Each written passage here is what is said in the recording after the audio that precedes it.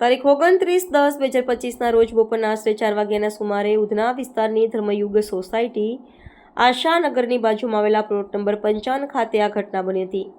ફરિયાદીની 3 વર્ષીય દીકરો સોસાયટીમાં રમી રહ્યો હતો। તે સમયે કોઈ અજાણ્યો ઈસમ બાળકને ઉચકીને લઈ ગયો હતો।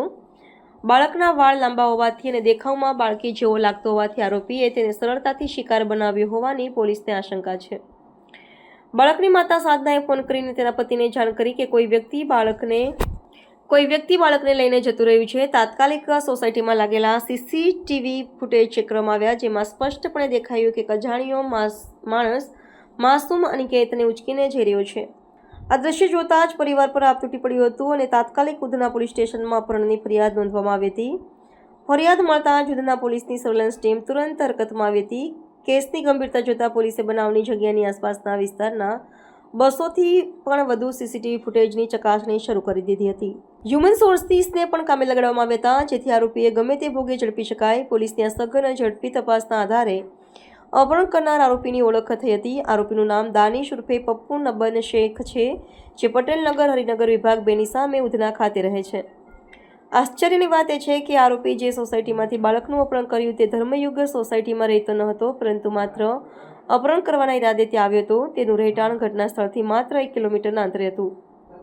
પોલીસે ગણતરીના કલાકોમાં જ આરોપી દાનિશ ઉર્ફે પપ્પુ તેના ઘરેથી પકડી પાડ્યો હતો।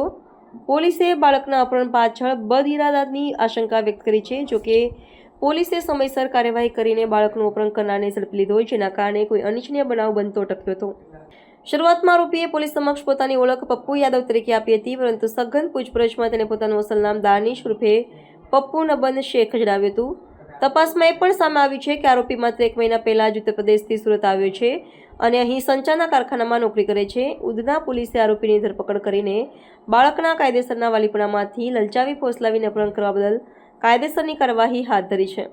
ઉધના પોલીસ સ્ટેશન વિસ્તારમાં આશાનગરની બાજુમાં એક સોસાયટી આવેલી છે। તેમાંથી એક બાળક જેની ઉંમર 3 વર્ષ અને 1 મહિનાનું હતું, એ બાળકને ગઈકાલે સાંજે 4 વાગ્યાની આસપાસ એક વ્યક્તિએ લાલચ આપીને, ચોકલેટની લાલચ આપી તેમજ પૈસાની લાલચ આપીને ઉપાડી લઈ ગયો હતો।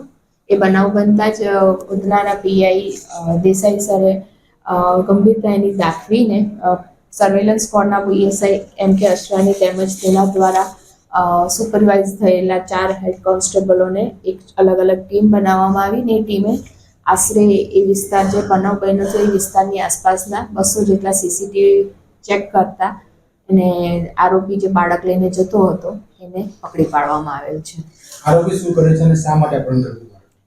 આરોપી સંચાર મશીનમાં કામ કરે છે, જે મૂળ યુપીનો છે, ઉત્તર પ્રદેશનો છે ને એનું નામ છે દાનિશ ઉર્ફે પપ્પુ નબન શેખ। એની ઉંમર 27 વર્ષની છે અને પોતે સંચાર મશીનમાં કામ કરે છે। એનો ઈરાદો હજી સુધી સ્પષ્ટ એને પોતે કરવું નથી, પરંતુ બાળકનો વાળ લાંબા હોય, દીકરી એને સમજતો હોય ને એ રીતના એના બદ ઈરાદાથી જ એને ઉપાડી ગયો છે, જ્યારે એનો કોઈક એના સાથે કોઈ રિલેશન નથી બાળકનું।